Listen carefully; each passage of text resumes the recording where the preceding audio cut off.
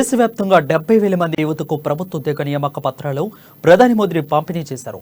7 దినాల్లో మిషన్ విధానంలో 10 లక్షల మందికి ప్రభుత్వ ఉద్యోగాలు కల్పిస్తామని గతేడాది జూన్లో ప్రధాని ప్రకటించారు. అందులో భాగంగా ఇవాళ దేశవ్యాప్తంగా 43 కోట్ల ఉపాధి మేళాలు నిర్వహించారు. హైదరాబాద్లో నిర్వహించిన రోజ్గార్ మేళాలో కిషన్ రెడ్డి అభ్యర్థులు నియామక పత్రాలు అందించారు. కొత్తగా కేంద్ర ప్రభుత్వ నియామక పత్రాలు అందుకున్న అభ్యర్థులతో మా ప్రతినిధి రాజు ఫేస్ టు ఫేస్. కేంద్ర ప్రభుత్వం ఆధ్వర్యంలో నిర్వహిస్తున్న రోజ్గార్ మేళాలో అంటే ఈ రోజు ఒకటేసారి ఏకకాలంలో 43 సెంటర్లలో కూడా రోజ్గార్ మేళా నిర్వహించడం జరిగింది. సో కేంద్ర ప్రభుత్వం ఒక లక్ష్యం అయితే పెట్టుకుంది. పోయిన జూన్ లో అయితే ఈ 1.5 సంవత్సరాలలో 10 లక్షల మందికి ఎంప్లాయ్మెంట్ కల్పించాలి ప్రభుత్వ రంగ సంస్థల్లో అని చెప్పి కూడా ఏదైతే టార్గెట్ పెట్టుకున్నారో సో దానికి అనుగుణంగానే కేంద్ర ప్రభుత్వం అయితే ఒక మిషన్ మోడ్ లో అయితే పనిచేస్తా ఉంది. దీనికి సంబంధించి ప్రతి నెల రోజ్గార్ మేళా నిర్వహించి చాలా మందికి జాబ్ అపాయింట్మెంట్ లెటర్ అయితే ఇస్తున్న పరిస్థితి అయితే కనిపిస్తా ఉంది. సో మనకు చెప్పుకోవచ్చు దాదాపు ఈ రోజు ఇక్కడ ఇందిరా పార్క్ దగ్గర పింగళి వెంకటరామరెడ్డి అయితే భవన్ ఉందో ఇక్కడ కొందరికైతే సెంట్రల్ గవర్నమెంట్ ఏదైతే ఉన్నాయి రైల్వేస్ కానీ బ్యాంకింగ్ కానీ డిఆర్డిఓ కానీ ఇండియన్ పోలీస్ సర్వీస్ కానీ సో వీటన్నిటిలో కూడా అపాయింట్మెంట్ లెటర్లు కేంద్ర మంత్రి కిషన్ రెడ్డి పాల్గొని వీళ్ళందరికీ నియామక పత్రాలు అందజేయడం జరిగింది. సో అయితే ఇక్కడ మనతో పాటు కొందరు అభ్యర్థులు ఎవరైతే ఉన్నారో రీసెంట్ గా జాబ్ వచ్చిన వాళ్ళు అపాయింట్మెంట్ లెటర్ అందుకోబోయే వాళ్ళు అందుకున్న వాళ్ళు సో వీళ్ళ మాటల్లోనే ఒకసారి విందాం వాళ్ళందరూ ఏం చెప్తున్నారు సో ఎట్లా ఫీల్ అవుతున్నారు అని చెప్పేసే ప్రయత్నం చేద్దాం. నమస్తే సార్, మీ పేరండి? నా పేరు సందీప్ అండి. అండ్ అంటే మీరు దేనికి సెలెక్ట్ అయ్యారు సార్? నేను స్టేట్ బ్యాంక్ ఆఫ్ ఇండియాలో జూనియర్ అసోసియేట్ గా సెలెక్ట్ అయ్యాను సార్. అండ్ మీరు కొత్త జాబ్ సెలెక్ట్ అయ్యారు అండ్ సెంట్రల్ మినిస్టర్ చేతుల మీదుగా నియామక పత్రం తీసుకున్నారు. మీరు ఎట్లా ఫీల్ అవుతున్నారు? ఇది చాలా గర్వకారణమైన విషయం అండి. ఎందుకంటే ఒకటి స్టేట్ బ్యాంక్ ఆఫ్ ఇండియా చాలా ప్రెస్టీజియస్ బ్రాండ్ లో మేము జాయిన్ అవ్వడం ఒకటి గర్వకారణం అయితే ఆ ఉద్యోగ నియంత్రణని మేము కిషన్ రెడ్డి గారి ద్వారా తీసుకోవడం అనేది మరింత మాకు ఆనందాన్ని చేకూర్చే విషయం. దీని గురించి చాలా సంతోషిస్తాం. ఇది మీ ఫస్ట్ జాబ్ సార్ లేదంటే ఇంతకుముందు ఏదైనా జాబ్ చేసేవారా మీరు? లేదండి, నేను 20 ఏళ్ళు defence services Indian air force లో ఉద్యోగం చేసి దాని తర్వాత 20 ఏళ్ళు రిటైర్ అయిన తర్వాత నేను దీనిలోకి మళ్ళీ జాయిన్ అయ్యానండి. ఇది నా రెండో ఉద్యోగంగా భావిస్తున్నాను సెంట్రల్ గవర్నమెంట్ లో. అంటే దీనికి ఎన్ని ఇయర్స్ ప్రిపేర్ అయ్యారు సార్ మీరు? దీనికి దగ్గర ఒక సంవత్సరం పాటు ప్రిపేర్ అయిన పరిస్థితి ఉందండి మాకు. అంటే ఇప్పుడు కొత్తగా ఎవరైనా ఆస్పిరెంట్స్ ఉన్నారో ఎవరైతే ప్రిపేర్ అవుతున్నారో సో వాళ్ళకి మీరు ఇచ్చే సలహా ఏంటి? రోజు ఎన్ని గంటలు చదవాలి? సో మీరు ఏం చెప్పాలనుకున్నారు? ఎన్ని గంటలు చదవడం అంతగా అనే దానికంటే ఎంత ఎఫెక్టివ్గా చదవడం చాలా ఇంపార్టెంట్ అండి. ఒక 6 నెలల నుంచి సంవత్సరం పాటు చదివితే సరిపోతుంది. కాకపోతే శ్రద్ధ, బుద్ధి అండ్ వ్యక్తిత్వాన్ని పెంపొందించుకునే విధంగా చదువుకుంటే మంచిది. నా పేరు మేడవరం శ్రవణ్ కుమార్. నేను స్టేట్ బ్యాంక్ ఆఫ్ ఇండియాలో జూనియర్ అసోసియేట్గా సెలెక్ట్ అయ్యాను. నేను అంతకుముందు ఇండియన్ ఎయిర్ ఫోర్స్లో 20 సంవత్సరాలు జాబ్ చేశాను. దాంట్లో రిటైర్ అయ్యాక వితిన్ 3 monthsలో ఈ జాబ్లో జాయిన్ కావడం జరిగింది. కిషన్ రెడ్డి గారి చేతుల మీద ఇది నియామక పత్రం తీసుకోవడం చాలా ఆనందకరమైన విషయము. ఈ రోజ్గార్ మేళా ఏదైతే ఉందో దీంట్లో చాలా మంది కొత్త ఆస్పిరెంట్స్ని కలవడం జరిగింది. It is a very good one initiative by the government of India. I really appreciate that one. Thank you. పాటు ఇక్కడ ఇంకొక కొత్త ఎంప్లాయ్ ఉన్నారు. సో ఆమె అడిగి మరిన్ని వివరాలు తెలుసుకుందాం. మేడం, మీ పేరండి? నా పేరు స్వాతి. మీరు ఏ జాబ్ సెలెక్ట్ అయ్యారు మేడం? నేను ఎస్బీఐలో జూనియర్ అసోసియేట్ సెలెక్ట్ అయ్యానండి. ఇది మీ ఫస్ట్ జాబా మేడం లేదంటే ఆల్రెడీ ఇంతకుముందు మీరు జాబా? ఇది నా ఫస్ట్ జాబే అండి.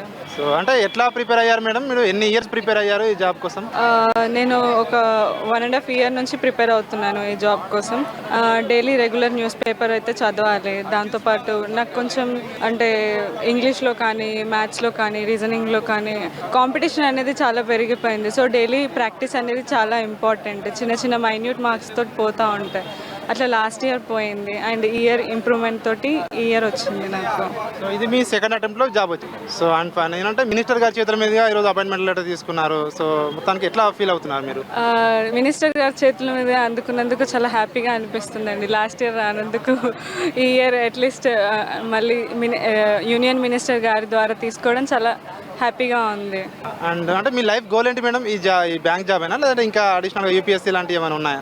నేను బ్యాంక్ జాబ్ కోసమనే ప్రిపేర్ అయ్యాను. ఇందులోనే అంచెలంచెలుగా ఎదిగి పైకి ఎదగాలనుకుంటున్నాను. సీఎం, చైర్మన్ అలా. నేను మాది వరంగల్. మా నాన్న ఫార్మర్, వ్యవసాయం చేస్తాను. మేము 2 years కష్టపడితే మాకు ఈ జాబ్ వచ్చింది. ఎస్బీఐ జేఏగా సెలెక్ట్ అయ్యాను 2023 బ్యాచ్.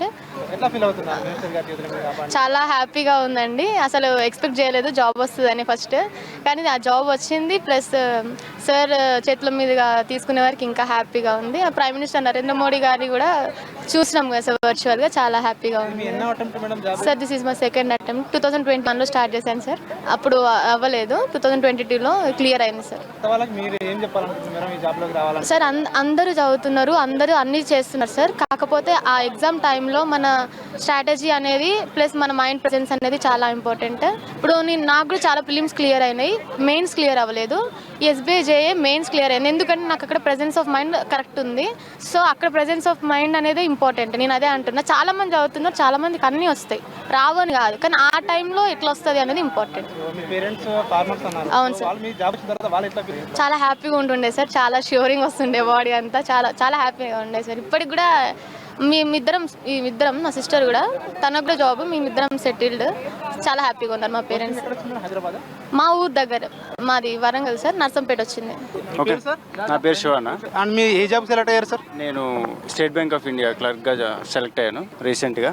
ఇక్కడ మన కిషన్ అదే జాబ్ మేళా ఉంటే మనకి అటెండ్ అవుదామని వచ్చామన్నా. సార్, ఈ రోజ్గార్ జాబ్ మేళా అవుతుందో ఇక్కడ మినిస్టర్ గారి చేతుల మీదుగా మీరు అపాయింట్మెంట్ లెటర్ తీసుకున్నారు కదా, సో ఎట్లా ఫీల్ అవుతుంది? హ్యాపీగా ఉందన్న. అసలు అంటే ఆయన దగ్గర ఫోటో తీసుకుంటామని కూడా అనుకోం కదా, అలాంటిది చేతుల మీదుగా అపాయింట్మెంట్ లెటర్ తీసుకోవడం కొంచెం హ్యాపీగా ఉంది. ఇది మీ ఎన్ని అటెంప్ట్ సార్? ఇది సెకండ్ అటెంప్ట్ అన్న. మీ ఫస్ట్ జాబ్ సార్? లేదు, సెకండ్. ఇది ఇంతకు ముందు వేరే జాబ్ చేశాను, వేరే బ్యాంక్లో చేశాను. హ్యాపీ. సో చూసాం కదా, అభ్యర్థులందరూ కూడా ఒకటే చెప్తున్నారు. వాళ్ళందరూ కేంద్ర మంత్రి కిషన్ రెడ్డి చేతుల మీదుగా అందుకోవడము. సో చాలా మంది ఫస్ట్ అటెంప్ట్ అని చెప్తున్నారు, కొందరు సెకండ్ అటెంప్ట్లో జాబ్ వచ్చిందని కూడా చెప్తున్నారు. సో మేమందరూ హ్యాపీగా ఫీల్ అవుతున్నాం. మా తల్లిదండ్రులు కూడా కష్టపడి చదివించినందుకు కూడా మేము జాబ్ రావడంతో వాళ్ళందరూ కూడా హ్యాపీగా ఫీల్ అవుతున్నారని కూడా చెప్తా ఉన్నారు.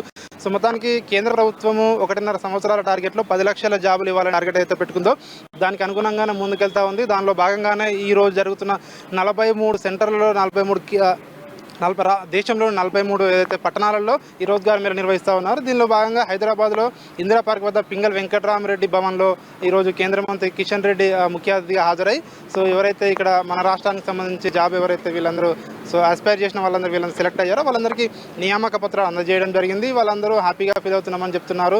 సో మొత్తానికైతే ఆగస్టు 15వ తారీఖు వరకు కూడా కేంద్ర ప్రభుత్వం డెడ్ లైన్ పెట్టుకున్నట్టుగా కూడా కిషన్ రెడ్డి అయితే చెప్పడం జరిగింది.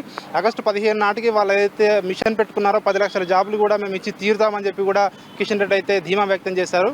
సో ఇది ఇక్కడ పరిస్థితి. వీడియో జర్నలిస్ట్ నరసింహతో రాజు, అమ్మా న్యూస్, హైదరాబాద్.